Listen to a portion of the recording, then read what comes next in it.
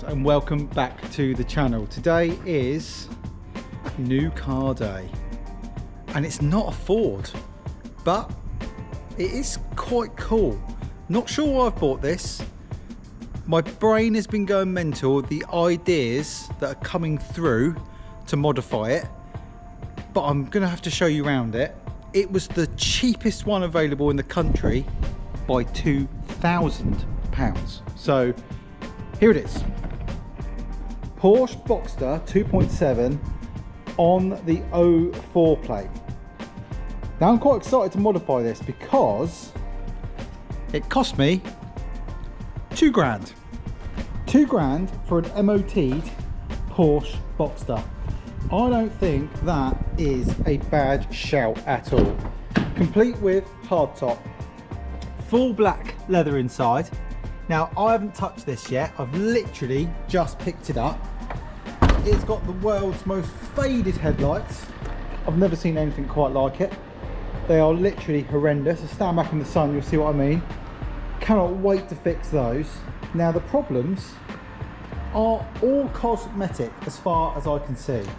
So far I've found a lot of paint issues. Now this rear bumper, gonna need respraying. Those scratches are well beyond detailing. This rear quarter is the complete wrong colour when you compare it next to the body of the car. Now I reckon they've had a bit of a bump here, it's had a respray, and they have indeed blended into the door because the colour comes right halfway through the door, which is what you would expect. What a cool thing! Tyres are all good, it drives nice. I drove it back and I'll be honest with you, it drives without fault, it goes really well. This is the 228 horsepower car from this era, and this is like the facelift of the 968. So basically you get the smarter rear lights without the orange in them. You also get the supposed to be clear lights here, but obviously they're a little bit, I'm going to use the word opaque. And you get the 2.7, not the 2.5. But I'll be honest with you, I'm chuffed with that. 2,000 quid. What direction we go, I don't know. I really don't know. It's got some quite funny faults though, which I'm going to jump in the car and show you. And if you guys know how to fix them, please let me know in the comments. Let's jump inside and we'll have a look.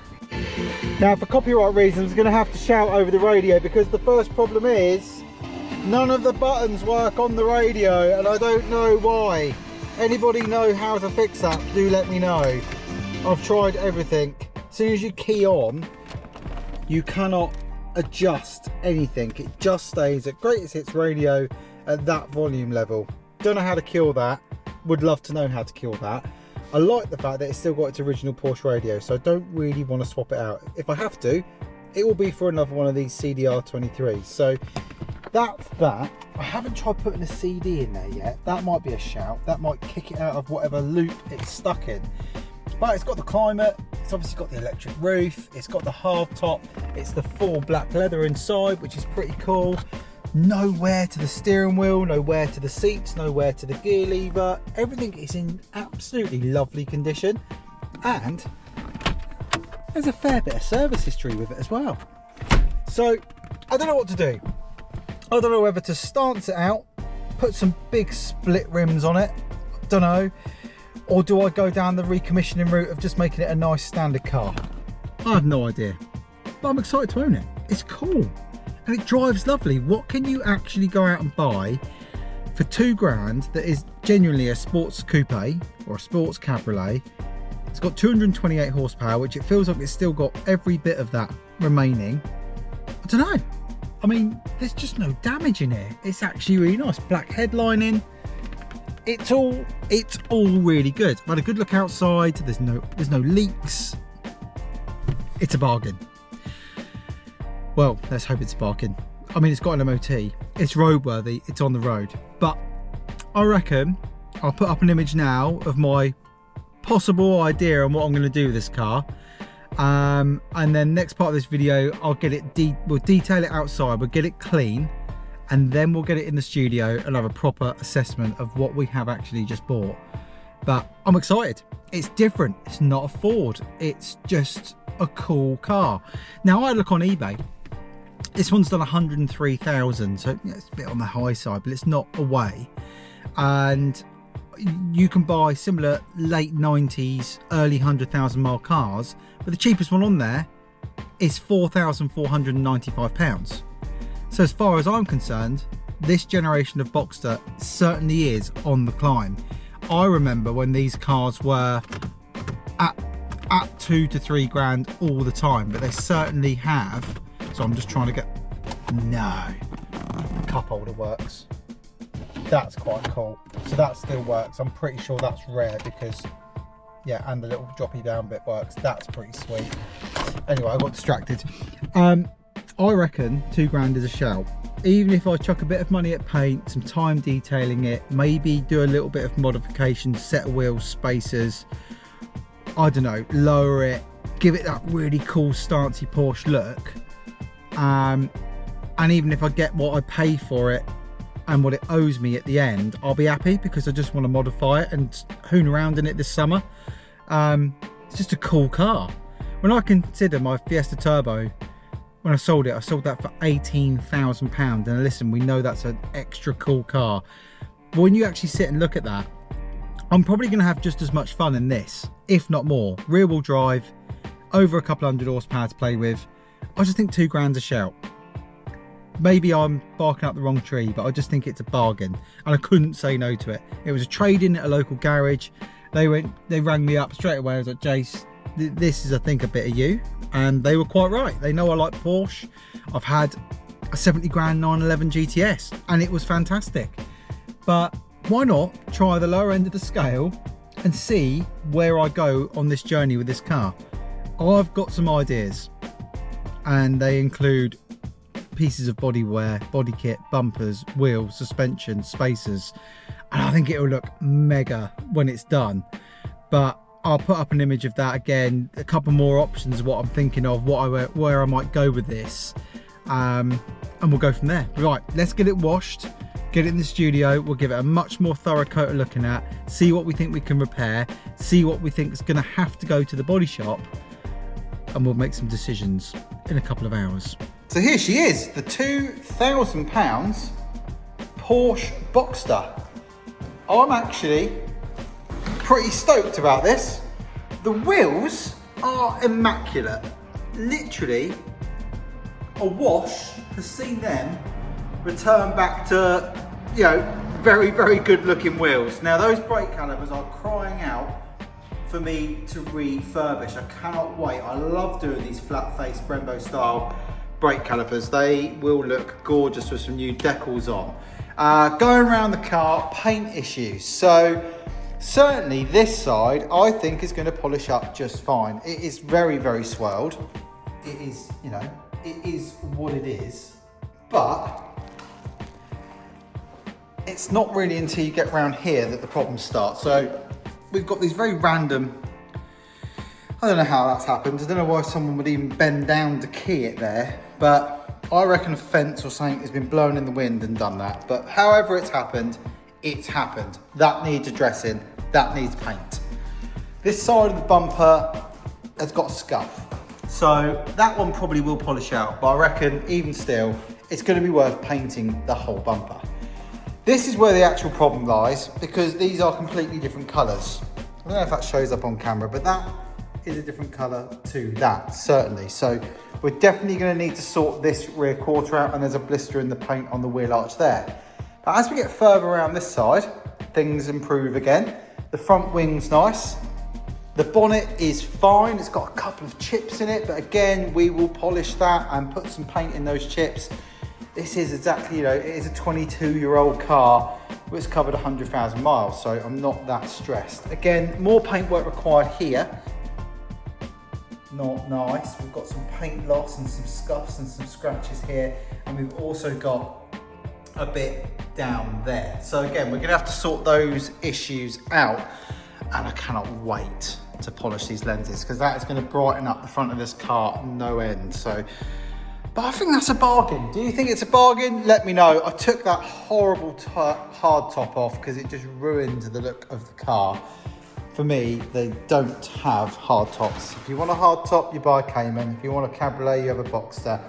I mean, it does make them a bit nicer in winter, as one of my mates pointed out earlier, but the roof is in really good condition considering it's been sat in there for probably years. So yeah, one tidy bargain, I'm gonna say, but what do I do with it? Do I modify it? I mean, it seems a pity to get rid of those wheels because they're actually quite nice. And the other thing was, the garage I got it from, they took it in Part X, they didn't think it had any service history. But let me show you what I found underneath the front seat. So, underneath the seat hidden was the original Porsche book. Now, you never know what's going to be in here, but I had a little look. There was some service pricing, a sports car book. Now, this is the guarantee and maintenance. So you always know the one that's been in the service department because it's a bit yellow from mucky service hands. But who cares? When you get in here, I was quite shocked to see some service history. Now, let's get to the start. Here we go, so here's the start. And for the majority of it, it's got either Porsche specialist or Porsche dealers that have actually serviced this car. So I was quite chuffed to find that, because initially when I bought it, I didn't think it had much service history. But that is not the case. It's got quite a bit, as you can see. So I was happy with that. So this goes up, this service history goes up to 2017. And then in the glove box was the history I did know about.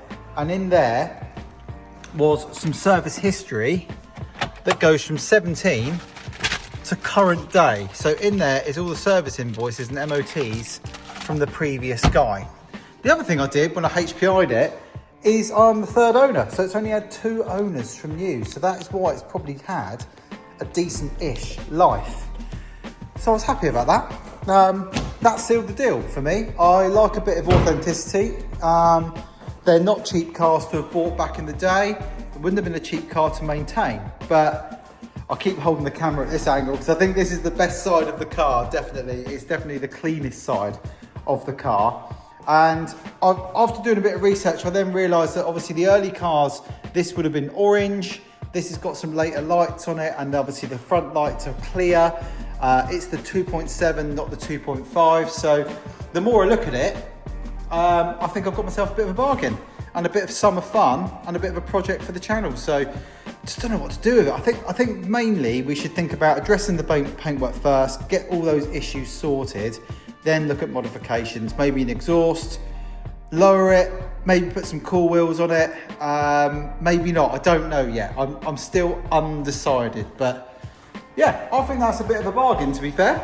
That is a cheap Porsche. You know, when the Porsches come up for £2,000, it was actually 1,900. The sale price in the end was £1,900, so it wasn't even £2,000. But yeah, let me know what you think. Let me know what you think I should do to it. Happy message the pages, Instagram, Facebook, with any cars that you've seen of this era that have been tastefully modified that you think look cool, and let me know in the comments. Anyway, that concludes today's video. I can't do any in-car footage at the moment because the radio's stuck on. So it'll just be copyrighted unless the news is on. So maybe I should pick 6 o'clock whenever Greatest Hits FM, I've got the news on, and I'll talk really loudly over the radio, or just unplug the fuse. But certainly at the minute, that is one problem I need to address because that's annoying. I don't even like that radio station.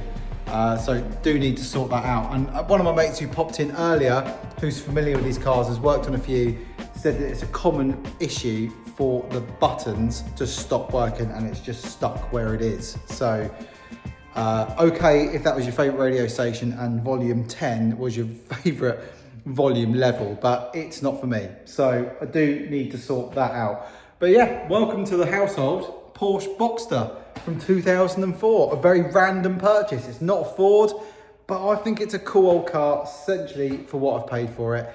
And let's just see it take shape. Can't wait to do the calipers, the lights, the polishing, get the paint sorted and see how it looks after that. But listen guys, thanks for watching. Really do appreciate it. Please give us a sub if this is the first time you've watched us. We're always doing weird and wonderful stuff down here.